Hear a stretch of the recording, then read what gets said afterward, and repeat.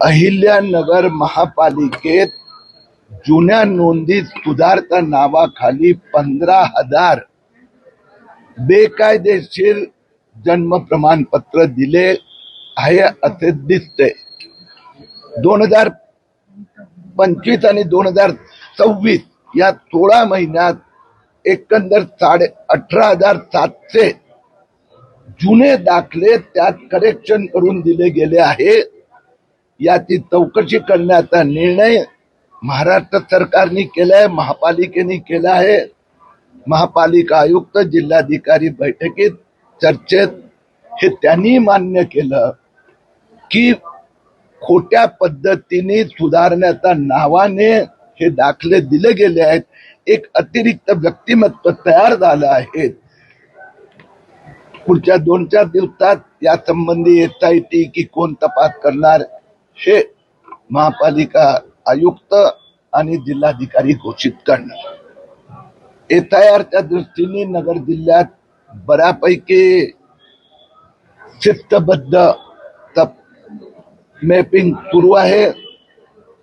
पावसामुळे थोडी गती कमी पडली आहे। आम्ही पण निवडणूक आयोगाला विनंती केली आहे की महाराष्ट्रात 8 दिवस पावसामुळे कामात थोडी त्रुटी निर्माण झालेली आहे, तर त्यासाठी मुदत वाढवून द्यावी। या SIRच्या दरम्यान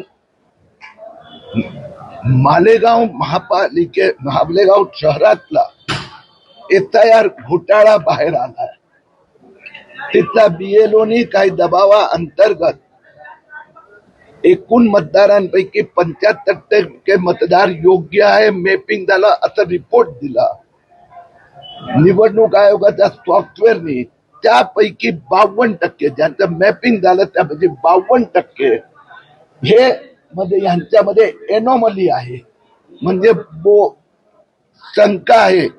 या सगळ्या मतदारांचं सुनावणी केली जाणार। एकंदर 2,41,450 मतदार मालेगाव मध्ये योग्य असा रिपोर्ट दिला।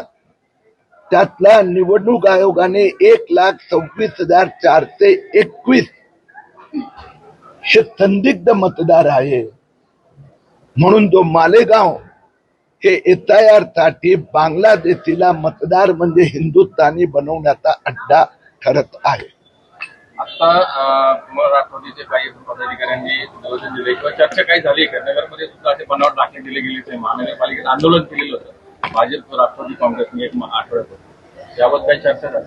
आजच्या बैठकीत महापालिकेचे अधिकारी उपस्थित होते आणि त्यांना पण हे पटलं आहे की हा घोटाळा झालेला आहे, म्हणून चौकशी करण्यात आज निर्णय झाला।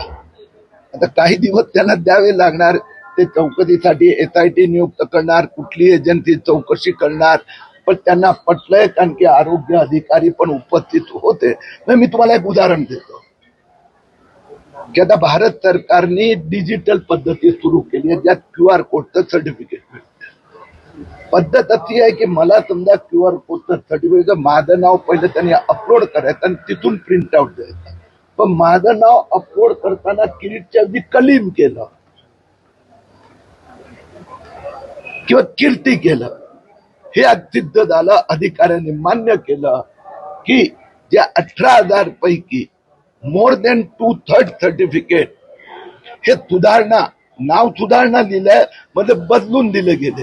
आता रस्व दीर्घ बदलले की किरीटचं कलीम केलं हे कमिटी चौकशी करणार, पण बेकायदेशीर आहे कारण की डायरेक्ट करेक्शन करता येतच नाही। पहिला CRS पोर्टल मध्ये, त्यानंतर करेक्शन सूचवा ते स्टेट रजिस्ट्रार, त्यानंतर नॅशनल रजिस्ट्रार, हे मान्य झालं आहे, त्याच्यावर आता कारवाई होणार। ओके। दुसरी गोष्ट, शरद पवार आणि उपमुख्यमंत्री शिंदे यांची भेट झालेली आहे। कुठेतरी राऊतांनी शरद पवारांची पण अप्रत्यक्षपणे निशाणा साधला आहे। आग्रहाविषयी त्यांच्या कुठेतरी आता सेना भवन दिसलं नाही का, त्याच्याबद्दल काय सांगा?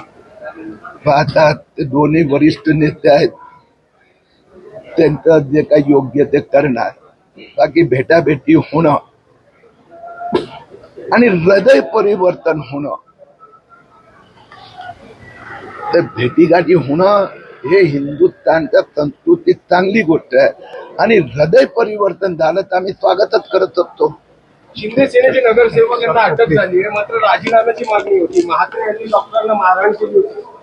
ती जी घटना झाली आहे त्याच्या आम्ही सगळे त्या घटनेवर आमच्या सगळ्यांच्या भावना तेवढ्याच तीव्र आहे. कुठलाही डॉक्टरांना कोणीही हात लावू नये सुप्रीम कोर्टाने पण आदेश दिलेले आहेत आणि नगरसेवकांनी दिले असेल तर त्याच्यावरील कारवाई अधिक तीव्र असेल.